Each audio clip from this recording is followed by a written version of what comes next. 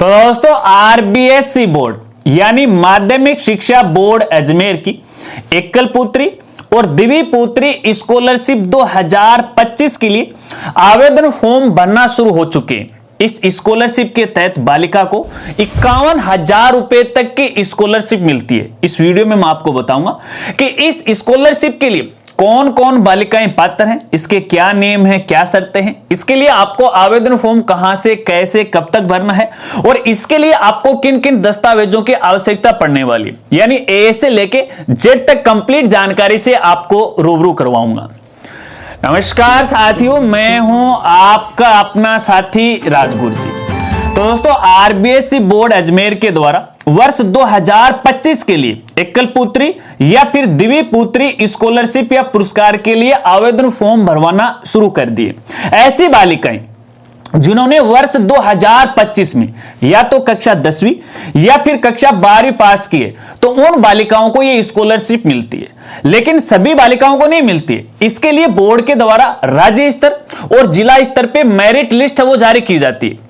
यदि उस merit list में बालिका का नाम आ जाता है तो बालिका यहां पे पात्र होती है। मेरिट लिस्ट के बारे में हम आगे बात करेंगे कि कितनी मेरिट यहां पे वो रखी गई है। सबसे पहले इसके कुछ बेसिक जानकारी, नियम, शर्तें मैं आपको यहां पे बता देता हूं। तो देखिए, पहली और सबसे बड़ी शर्त तो यही है कि बालिका है वर्ष 2025 में कक्षा 10वीं या 12वीं है आरबीसी बोर्ड से की हो और मेरिट में उसका नाम आना चाहिए। बस सबसे बड़ी शर्त यही है। अगर मैं इसकी पात्रता की बात करूं तो सबसे बड़ी पात्रता यही है कि जो बालिका है वो या तो एकल बालिका हो, यानी अपने परिवार में केवल या तो एक लड़की हो या फिर दो लड़कियां हो, या फिर ऐसा भी हो सकता है कि कई बार के देखिए जुड़वा बच्चे पैदा हो जाते हैं। अगर जुड़वा बालिका यहां पे पैदा हुई है तो 3 बालिकाएं हैं वो इसके लिए मान्य होंगी, ठीक है।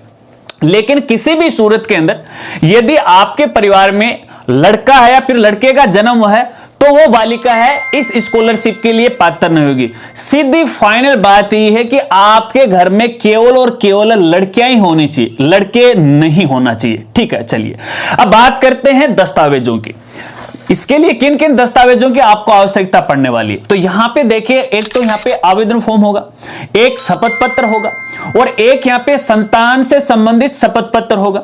और ये जो शपथ पत्र है, फॉर्म है, आपको हमारी साइट पे वो मिल जाएंगे। हमारी साइट का नाम है rajguruji.com। यहां पे आरबीएससी बोर्ड का एक मेनू आपको मिलेगा, इस पे आप जाएगा और नीचे नीचे जब आप जाओगे इस पेज के ऊपर तो स्कॉलरशिप का एक सेक्शन आपको मिल जाएगा।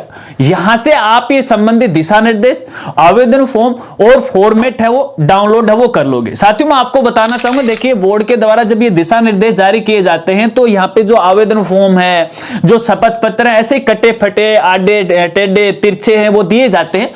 बल्कि यहाँ पे देखिए हमारे द्वारा बिल्कुल फ्रेश आवेदन पत्र हैं, बोर्ड की साइट, हमारी साइट पे हैं वो अपलोड किए गए, वहां से आप डाउनलोड कीजिएगा, आपको बड़ी आसानी हो जाएगी, ठीक है। चलिए 3 दस्तावेज हो गए। इसके साथ साथ यहां पे देखिए एक अध्ययनरत प्रमाण पत्र की भी आवश्यकता पड़ेगी। इसके साथ साथ आधार और जन आधार, ये जो आधार और जन आधार होगा वो बालिका का भी होगा और उसके माता पिता का भी होगा, प्लस एक वोटर आईडी कार्ड। ये वोटर आईडी कार्ड है उसके पिता या माता का होगा, ठीक है। चलिए इसके साथ साथ यहां पे एक बैंक की पासबुक होगी और ये जो बैंक की पासबुक है, जो बैंक खाता है वो बालिका के नाम से होना चाहिए। बैंक कोई भी हो सकता है लेकिन सुविधा के अनुसार आपको एसबीआई बैंक में खाता खुलवाना चाहिए, क्योंकि कई बार देखिए कई हैं जो कॉलेज की या विभाग की स्कॉलरशिप है वो सरकारी बैंक में ही आती हैं। तो आप इस बैंक के अंदर है जाइएगा और एक फुल्ली अकाउंट आपको खुलवाना है।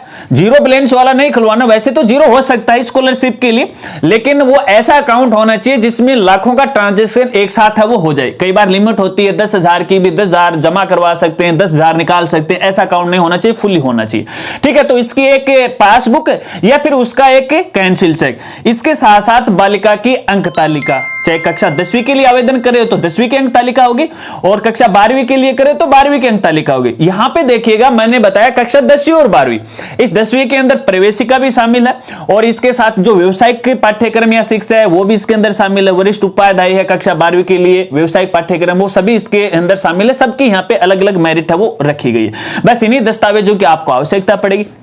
इसके साथ साथ यहां पे है अब स्कॉलरशिप कितने मिलेंगे, क्योंकि ये तो सबसे बड़ा मसला होता है। तो यहां पे देखिए मैं आपको बताना चाहूंगा दो तरह की स्कॉलरशिप मिलती है, एक तो राज्य स्तर पे मिलती है और एक जिला स्तर पे मिलती है। अब यहां पे देखिएगा जो अपने राज्य स्तर पे टॉप आती हैं बालिकाएं और जिला स्तर पे टॉप आती हैं उन बालिकाओं को यहां पे मिलता है।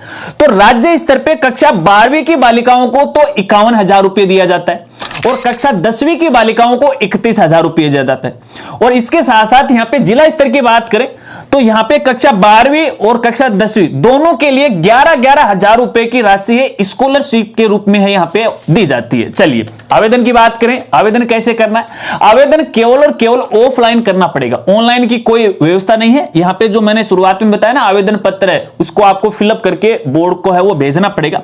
अगर इसकी लास्ट डेट की बात करें तो लास्ट डेट है 22 फरवरी 2026 तक, यानी आपके पास तकरीबन 1 महीने का लगभग का यहां पे समय बचा हुआ है। अगर 22 फरवरी के बाद यदि आपका दस्तावेज या फिर आवेदन पत्र जाता है तो बोर्ड इसे स्वीकार नहीं करेगा और इसकी डेट वेट नहीं बढ़ती है, इस डेट तक आपको पहुंचाना ही पड़ेगा। किस एड्रेस पे आपको पहुंचाना है, देखिए जब भी आप वो लेटर लिखोगे ना वाया पोस्ट आपको करवानी पड़ेगी। तो एक तो उसकी रजिस्ट्री आपको करवाना है, ठीक है। आजकल तो रजिस्ट्री वगैरह वो बंद कर दी गई हैं, आजकल स्पीड पोस्ट और नया मामला पोस्ट ऑफिस के द्वारा शुरू कर दिया गया है, लेकिन आपके पास उसका कोई प्रूफ होना चाहिए। ऐसी पोस्ट साधारण पोस्ट नहीं करवाना आपको, ठीक है। तो यहां पे जब भी वो लेटर लिखोगे तो लेटर के ऊपर सबसे ऊपर लिखोगे आप एकल या द्विपुत्री पुरस्कार योजना 2025, ये तो सबसे ऊपर टाइटल में लिखना है। फिर आपको है पता लिखना है, सेवा में श्रीमान है सचिव महोदय माध्यमिक शिक्षा बोर्ड अजमेर, ठीक है। एक तरफ आपका एड्रेस आ जाएगा, एक तरफ यहां पे बोर्ड का आ जाएगा। इस बोर्ड एड्रेस पे आपको भेज देना है और ये आराम से वो चला जाएगा, ठीक है। जितने भी दस्तावेज भेजो उसकी फोटो कॉपी आप जरूर रखिएगा। ध्यान रखना जितने भी दस्तावेज मैंने यहां पे बताए वो सभी दस्तावेज है वो अटेस्टेड होने चाहिए गजेटेड ऑफिसर के द्वारा, ठीक है ना। कोई भी फर्स्ट ग्रेड का टीचर डॉक्टर के द्वारा आपको यहां पे उसे प्रमाणित करवाना है, ठीक है। चलिए ये तो रही यहां पे आवेदन की बात। अब मेरिट लिस्ट की बात कर लेते हैं। तो यहां पे देखिएगा जो कट ऑफ है राज्य स्तर की मैं आपको बता रहा हूं सबसे पहले। तो यहां पे कक्षा 10वीं के लिए 585 अंक रखे गए, यानी ऐसी बालिका है जिसके 585 अंक आए हैं तो वो इसके अंदर कक्षा 10वीं के लिए पात्र होगी। इसके अलावा कक्षा 10वीं की व्यवसायिक की बात करें तो इसके लिए 594 है और इसके अलावा यहां पे प्रवेशिका की बात करें तो 534 है, ठीक है। इसके अलावा यदि 12वीं की बात करें तो यहां पे विज्ञान वर्ग के लिए 490 नंबर रखे गए हैं, ये अंक रखे गए। और वाणिज्य के लिए यानी कॉमर्स वालों के लिए 486 हैं और आर्ट्स वालों के लिए 489 हैं, 489, ठीक है। इसके अलावा यदि वरिष्ठ उपाध्याय की बात करें तो 467 हैं और इसके अलावा व्यवसाय की बात करें तो व्यवसाय के अंदर साइंस वालों के लिए 338 हैं और वाणिज्य या फिर कॉमर्स वालों के लिए भी 338 हैं और आर्ट्स वालों के लिए 470 यहां पे रखी गई है। कहने का मतलब है राज्य स्तर की ये मेरिट रखी गई। अब बात करते हैं जिला स्तर की। अब आपको पता है कि अपने राजस्थान के अंदर है 41 जिले हो रखे हैं, तो जिला वाइज यहां पे मेरिट निकाली गई है, तो एक लंबी प्रोसेस हो जाएगी। तो मैं यहां पे बताने में असमर्थ हूं, फिर भी आपको है साथ साथ में स्क्रीन पे दिखा रहा हूं। प्रत्येक जिला है उसके अंदर ये यहां पे है कक्षा 10वीं 12वीं के लिए अलग अलग यहां पे मेरिट रखी गई है। आप गौर से देख लीजिएगा इसको। अगर इतने नंबर आपके हैं और आप अपने परिवार में एकल पुत्री या द्विपुत्री हैं तो आप इसके लिए पात्र हैं। फिर भी आपको घबराने की आवश्यकता नहीं। यदि ये मेरिट लिस्ट आपको डाउनलोड करना है तो आप हमारी साइट पे विजिट कर सकते हो। आपको बताना चाहूंगा बोर्ड की साइट पे अभी भी है, इसको अपलोड नहीं किया गया। हो सकता है कि 2-4 दिन बाद में अपलोड कर दे, वो एक अलग बात है, लेकिन फिलहाल यहां पे अपलोड नहीं किया गया। बस यही प्रोसेस यहां पे वो रहने वाली है।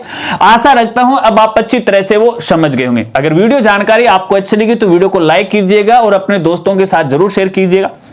आपसे एक मैं कॉल रिक्वेस्ट जरूर करूंगा।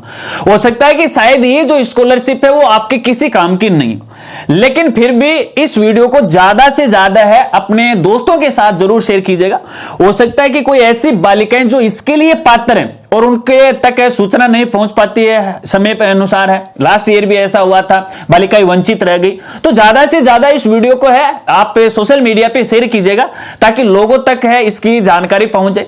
और वैसे भी मैं आपको बताना चाहूंगा हमारे जितने भी सोशल मीडिया प्लेटफॉर्म है वहां पर जैसे इंस्टाग्राम है, अपना टेलीग्राम है, फेसबुक है, इसका जो नोटिफिकेशन है वहां पर भी मैंने है वो शेयर कर दिया है, आप उनके साथ भी जुड़ सकते हैं। और समय के साथ साथ है जैसे इसके बारे में कोई अपडेट आता रहेगा तो हमारे जो सोशल मीडिया प्लेटफॉर्म है सब पे मैं जानकारी आपको देता रहूंगा। तो मिलते हैं फ्रेंड्स अगली एक नई वीडियो के साथ, नए अपडेट के साथ। तब तक के लिए जय हिंद, जय भारत।